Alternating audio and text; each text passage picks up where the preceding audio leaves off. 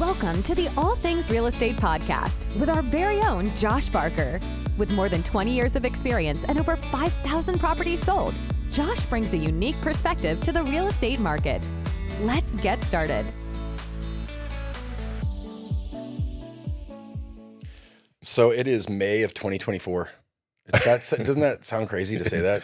Time is flying. It's like, it seems like only a year ago it was May of 2023. Just no, but it's fast, man. It is like the fast. year's it's almost next month is halfway through the year. I know. And, we were talking about before the camera started, we were talking about where is the market? Like, how are the numbers? And you were saying, good news is inventory's starting to climb a little bit. Because that's been, we went, what did we see? You gave me some percentage, but how many more houses went to market? Well, home inventory a month ago was under 500. And just within 30 days, it's increased almost 25%. It's right now sitting around 630. Do you happen, I'm going to put you to the spot, do you happen to know that rate where how many months, like, at this current rate, if no more houses came, you'd replenish, inventory replenishment rate, right? Did I do that right? Yeah, that sounds right. Where are we right now? Are we still in that super seller's market? Well, right now we're sitting in the mid threes for absorption rate. Okay, so it's kind of neutral, right? It is, yeah. And so even though the inventory has jumped, which is good for home buyers because they have more to choose from, the sales volume didn't jump with it yet. We haven't gotten that quote unquote spring rush that we're so used to getting. Part of it was because earlier in the month, interest rates were in the high sevens. In fact, there was a few days there where they were quoting 8%. Wow. Where right now, interest rates are now quoting down closer to the 7% range. And I know that it was probably about 7-8 months ago, all the pointers were saying, hey, they're going to lower interest rates a couple times. And then inflation rates came back out and they're like, no, now it's not only are they not going to lower them, but they might even raise them. Yeah, there's a possibility of that. So, this whole last week, they've been coming in with the core inflation and then the CPI, which is the normal inflationary rate. And looking at those numbers, and they came in just a little bit over what the expectations were. But the challenge is that it's not going down. And so, year over year, we're still up more than what the Fed wants, right? So, that tells us in the industry that interest rates are more likely not to see an interest rate cut from the Federal Reserve anytime soon. And if we do see it, it's probably going to be closer to the end of the year. So, interest rates, the higher the interest rates, it usually pushes the market down, but Redding's inventory is so low that is our price still rising on average? I don't think that home prices overall, at the moment anyway, are rising. Normally in the fall, you start to see the market give back a little bit in terms of value. Mm-hmm. And then in the spring, you see optimistic sellers come to the market. They test the market a little bit, price, a little bit higher than what the recent comps were to see if they can get it. This year, I have a feeling with interest rates being elevated like they are and inventory now growing and sales remaining the same, I don't know if we're going to see very much appreciation this year. My expectation is that we won't see much. The only thing that could change that, in my view, would be is if interest rates were to drop. If we get into the mid sixes or something with interest rates, then yes, that's obviously going to have an impact on home value. Well, I remember we were talking about, I can't remember when the report came out, but CBS published it, but it was a report based on, I think, a company called CoreLogic, which is one of those under the covers real estate companies that has all the data. Sure. Like the average consumer doesn't know about CoreLogic, but they run a lot of data for real estate, and they have a bunch of products. Yep. And Redding was like, oh, yeah, it's going to be the number one residential appreciation for the United States for 2024. Yeah. Is that not looking the same as like bad prediction? Well, I think that a lot of the projections from CoreLogic that got republished by CBS News and all the agents got all excited about it was with the anticipation that mortgage rates were going to go down. Because a market like ours, there's so much financing involved in our home purchases. I think it's over 80% of all of our purchases have some sort of financing that's involved in it. So interest rates play a major role in what a property sells for. And so, when CoreLogic assumes that the interest rates are going to drop, which they didn't, but they thought they were going to, a place like Redding, California, where there's so many people with mortgages, they were anticipating the property prices would go up as a result. But we haven't had that drop in interest rates that everybody was expecting.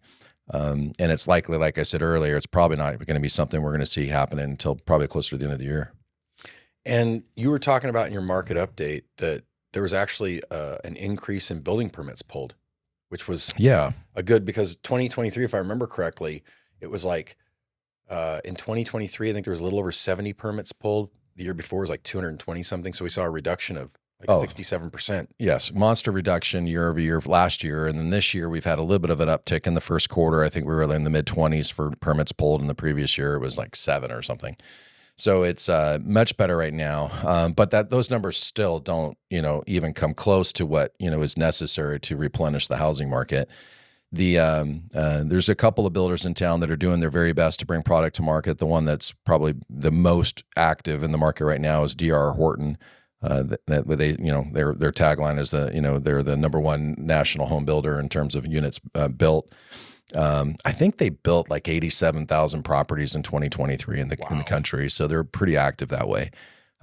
Their product it's a nice product for what you get. I mean, they're brave. I mean, to be trying to introduce a product to the market right now with all the headwinds that they're dealing with. The homes are, they're designed in a way to keep the cost down. But also at the same time, they are offering a new home to the market, which obviously the city of Redding wants to see. They've got a lot of pressure from the state of California of, hey, build houses. But, the city doesn't build houses. They need to have, developers, buying property and building houses. So.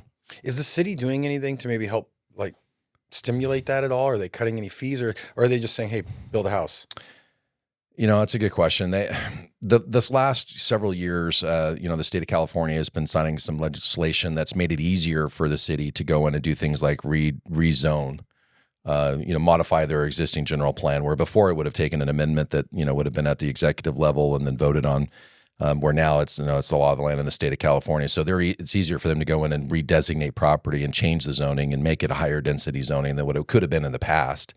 ADUs is an example of that, where before, you weren't going to be easily to put a rental on your property, where today, they're wanting you to.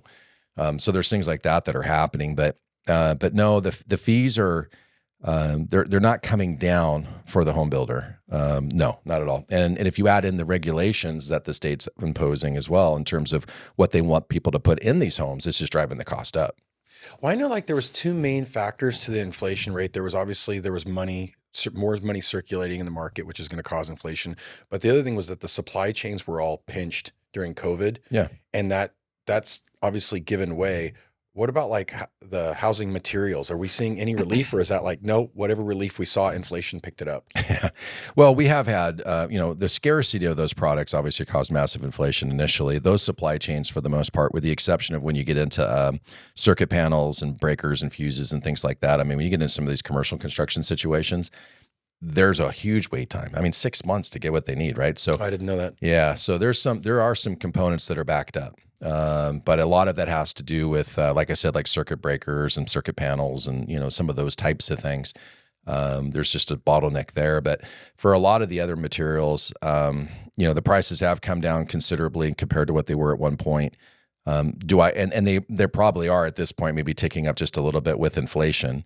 But that's, and the labor side of it, although we haven't seen labor prices dropping, what I am hearing from general contractors who do go out to bid to subcontractors, those subcontractors before, you had to call them and see if they were interested in bidding your job, right? Yeah. Well, now those subcontractors are calling the general contractors and saying, do you have any bids I can bid, right? So now that conversation— labor should go down a little bit. You would think of a competitive bid structure. The conversation's shifting. Now the subcontractor's calling the contractor, where before we had to be the other way around.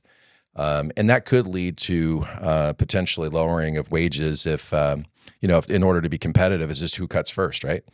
But the last time that we had a major reduction in labor, not that this time will be like last time, but we lost a lot of people in the trades. Yeah. You're talking about 2008 to 2010, right? Yeah. They left the state. They went to other markets that were still building, or they went into the oil fields up in the Dakotas. I mean, there was a lot of movement out of the construction field, unfortunately, at that time. And hopefully this time that doesn't happen, because, when you lose those types of labor, skilled labor, it's really hard to reintroduce it into the market. It takes too long. So we talk about inventory replenishment, basically, of new construction. That's the obvious one. And although that's ticking up a little bit, it's still pretty low. Yeah. The other side is people that have homes are saying, hey, I want to sell my home. I either want to upgrade or downgrade, right? Yeah. Not a lot of that, though. Yeah, because of the whole interest rate, because these people are sitting on 2.75% to probably just under 4% interest rates. Yeah. And as you just said, at the beginning of the month, interest rates were flirting with 8%. And even though they've come down to mid sevens or low sevens, that's still a huge jump. Yeah. So where is inventory? Like when you say, what you do? Inventory went up 20-25% in a month. It did. Who's selling? Yeah, it's a really good question too. So who's selling right now has changed a lot. So the sellers that we used to have what we called multiple leg transactions, where a seller would, sell their home. So that's providing a piece of inventory to the market, and they would buy another home, which created another sale there, whether they were upgrading or downgrading or moving, to some other type of situation. Those types of transactions are still really low. What's happening right now is we're seeing things like, let's say a divorce situation. Well, in the past, in a divorce, maybe a husband and wife one would buy the other out. Okay. Mm-hmm. And when that happened, it would, the interest rates were low enough that somebody could maybe do that. Well, today, if a couple decide to split, and one wanted to buy the other one out, in many cases, they can't afford the new interest rate in order to do it, which means that property is going to get liquidated, right? Another one is like the short-term rental market properties. So some of these properties had an anticipation for a higher cash flow, and they're not really achieving that goal. And so when they like Airbnb type stuff, yes, yeah, like Airbnbs. And so when they look at the long-term rental market, that projection is not as strong as what the short-term was, and so they're going, well, let's just liquidate the asset instead of holding it then. Another one is still probate. That's still consistent. People do pass on, unfortunately, and those properties do come to market. And then we have seen some modifications in rental markets itself. So even the long-term rental markets, some of those are being transitioned to resales as well. The executive branch is trying to propose a first-time home buyer credit. We don't have all the white paper on that yet, but they're trying to do some things to incentivize. But really, at the end of the day, it's this darn interest rates. They're just making it very difficult for buyers to get into the market. It's making it difficult for a seller to want to relinquish a lower rate, like you mentioned earlier, and so it's slowing the whole thing down. My brother-in-law, he some money came his way, and we were talking, and he has like a 3.2%. And I was like, don't ever pay it. You pay that off at the minimum time. You do not take that money. Go take the money because he could pay his house off. Yeah. It's like, no. Go get a CD. I think CDs are over 5%. Right. But don't pay off. Don't go cash out a 3.2%. That's right. Mortgage. Yeah. I mean, you're never going to get that money again. I feel bad because I wish I would have at that time, like just went and bought something. Like I should have just, when money's darn near free, sure, borrow. Yeah. Right. Because now you'd be sitting on. And a lot of people did that. Yep. In Redding, something else we talked about a minute ago, or you just kind of alluded to, you talked about commercial.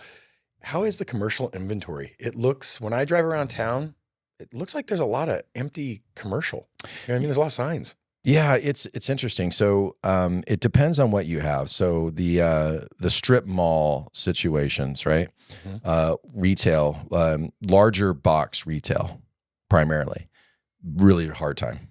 We've got shopping centers sitting vacant still. We have the Office Max, the Barnes and Nobles, right? Those are the old Barnes and Noble, not the new one. Those are huge box, retail, and they're not getting leased out very quickly. That Rayleigh's, the old Rayleigh's, it's been empty for a long time. That thing's huge. Yeah, it is. A well-managed small retail mall, if you will, where the units aren't as big, it's not have as big of an issue. Like the Shasta Center here off of Churn Creek. It's almost all full. It's well managed though too. So the owner is always he's on site. So he's making sure to communicate with all of the tenants all the time, and he's always proactive about who's coming in next. So that part's okay. If you look at commercial construction or commercial buildings that haven't been improved and need that facelift, if you will, mm-hmm. Not a lot of activity on those right now either. Even old or even newer construction that doesn't have a TI in it right now, not moving as fast. And again, because it requires a lot of capital to get it started, and with the interest rates where they're at today, unless you're paying cash for those improvements, you're going to pay a pretty penny to get those improvements in. And what are commercial rates? Commercial rates, like historically, are a little bit higher than residential rates, right?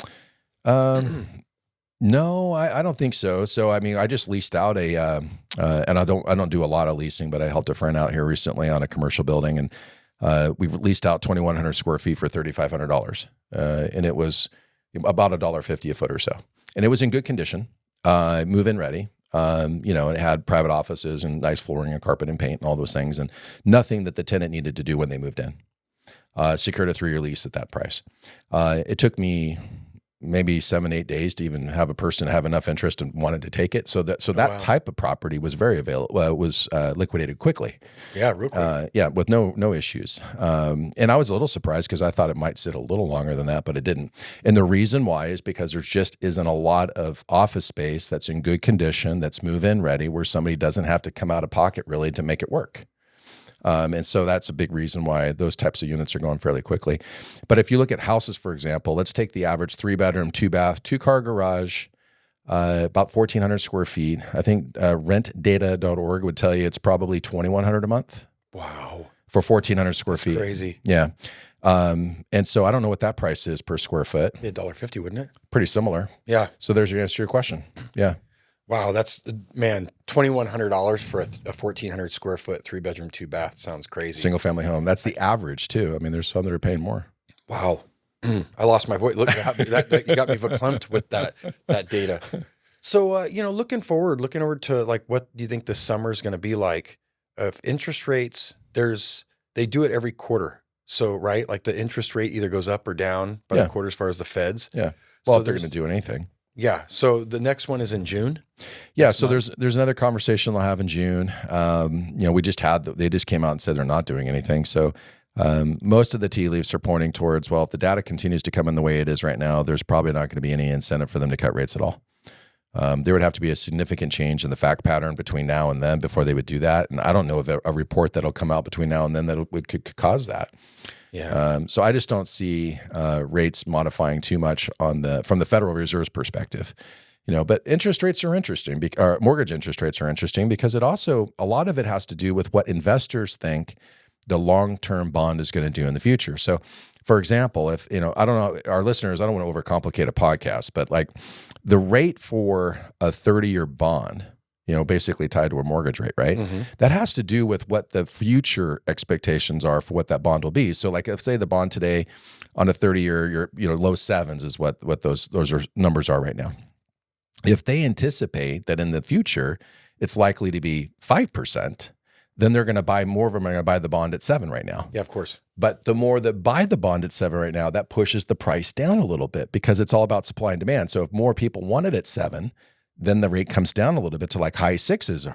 And then you see how many people want to buy it at high 6s then until it levels itself out. Yeah. Right? And does it ever really level out or does it just swing back and forth?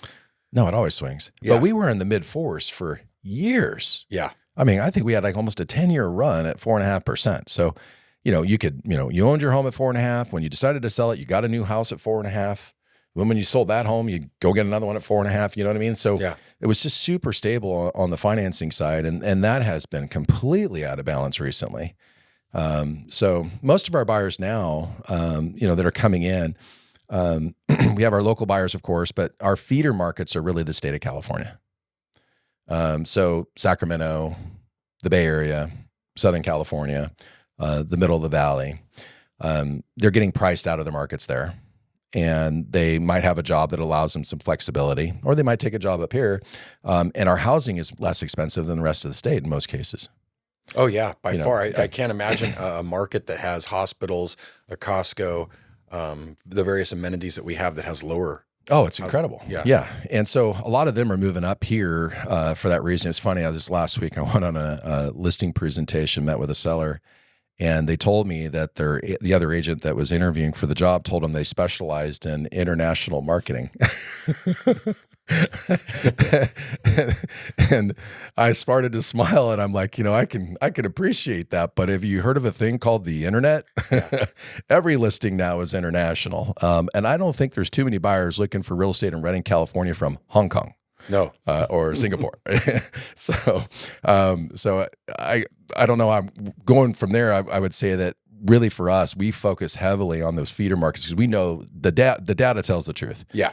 The majority of all buyers that are coming from out of the area are already in California. Yeah. And so that's where we put the most of our energy. Not that we don't market around the rest of the country and internationally, obviously, because we're all multiple listing service, but we know the reality is that buyers are not international. And if that's your strategy, you're crazy. You're much better off to focus on where most of the buyers come from. What about the higher end? Like, you bring that up because I imagine that would be, international. You're talking about the higher end of the market, and how affected are they by interest rates, or are they not affected that much? They're not as affected by interest rates. The luxury market, which we kind of refer to as, it's much more affected by optimism. So, for example, if the economy's doing well, the rates can be high, but if the economy's doing well, and my business is expanding, my optimism about buying a big piece of real estate is pretty high. Yeah. Right. Now, on the flip side of that is if even if rates are low, but if the economy's shrinking and my business isn't growing like it was, well, now I don't have that same optimism, and I might not be in the market for those luxury homes as much. So the luxury market's a lot more affected by projections of the growth of the economy, more so than interest rates. And it's the opposite for the lower end of the market where, the mom and pops are spending their time, right? Because for them, it's all about monthly payment on everything they do. So it's not so much about what the market optimism is going forward. It's more about what are the interest rates today and what can I afford based on those interest rates. You know what I'm saying? Totally. And that's the difference between the luxury market and the rest of the market. The challenge that our luxury market has in Shasta County is that, if you were on the report for over $1.5 million over the last 3.5 months, one property sold. So when you go out there and meet with these property owners and you share with them the reality of, hey, this is what's really happening in the market in the upper end, and it's not COVID anymore, and it's not post-COVID with low interest rates either. This is we're kind of back to what we were, which is upper end market is a challenging market to sell in, with the exception of when rates are super low and the economy is expanding. Well, I think the stock market, all the indexes are higher than they've ever been, or they're flirting with the highest. But it also makes me think about there was, Berkshire Hathaway, which is run by Warren Buffett and Charlie Unger, who just passed away. But these guys are, I think even the average person has heard Warren Buffett's name. The Oracle of Omaha. I just saw where he's sitting on $290 billion in cash, and they were like, hey, what are you going to do with all that cash? And he's like, oh, we're waiting. Mm-hmm. So he's thinking the market. That's his way of saying, hey, it's going to come down. Yeah. And the stock market's, it's high right now, but it might be high for not the right reasons. Right. And then I was listening to Chamath Palihapitiya. I butchered his name, but then he's never got my name right either. But but he was talking about, like it was at the I can't remember, it was like in November, and interest rates were high. There were just all these factors that the stock market should come down, and it bumped up. And he said, well, it's because there's these money managers, they have to do something with the money. They're sitting on a lot of money. And so they have to direct it somewhere. Yeah. And so they're directing it in the stock market, which is driving the stock market up. But it's not the underpinning financials that's driving the stock market. It's just supply and demand. There's this supply of money. That's right. And so like what you said, if everybody's buying those bond rates at 7%, well, they're going to like, whoa, if you buy it at 7, would you buy it at 6? Yeah. Right. And they're just going to keep going down until it levels out. That's right. And so I'm thinking about like that higher end of the market is that, people that have luxury homes, they better have a really good marketing plan, because I wonder if the higher end sees that, are they going to be optimistic over the next 12 months, right? Well, yeah, I think a marketing plan is extremely important, and any price point. It doesn't really even matter if it's in the luxury market. I think what the difference is that you have to set proper expectations. It's a stubborn fact, but over 1.5 million, there was just about one property that sold in the last 90 days. Yeah. It's really difficult to create a market that doesn't exist. Now, you can create more incentive with your property, because in the upper end, if you decide that you're going to want to liquidate that asset and you want to move it faster, price is the lever that you can pull, because you got 3 levers you can pull. You can pull the marketing lever, you can pull the condition of the home lever, and you can pull the lever on the price. And so if you've got a good agent that's obviously doing good marketing, well, that lever's been pulled. Mm-hmm. If you have a good home that's in great condition, and there's nothing else you plan to do, okay, well, that lever's been pulled. And the last one that you can really work with is the price itself. And I live in a pretty decent home. I understand that it's going to be challenging when it's time for me to sell it, because I don't have a huge buyer pool in comparison to properties that are in a different price point. Yeah. And you're not going to get the investor buyers. You're basically getting people that luxury home buyers. And like you said, well, I'll sell to either one, just so you know, but somebody wants to invest, as long as the price is right.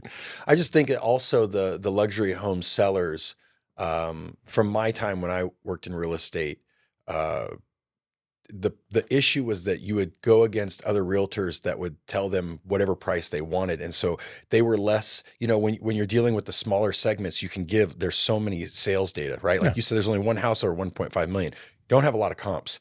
When you're selling a house at $370,000, you've probably got a ton of comps. Yeah. They're like, hey, these are pending right now. These just closed escrow. I mean, the data is very concrete, right? But when you get into the luxury home market, it's a little bit harder.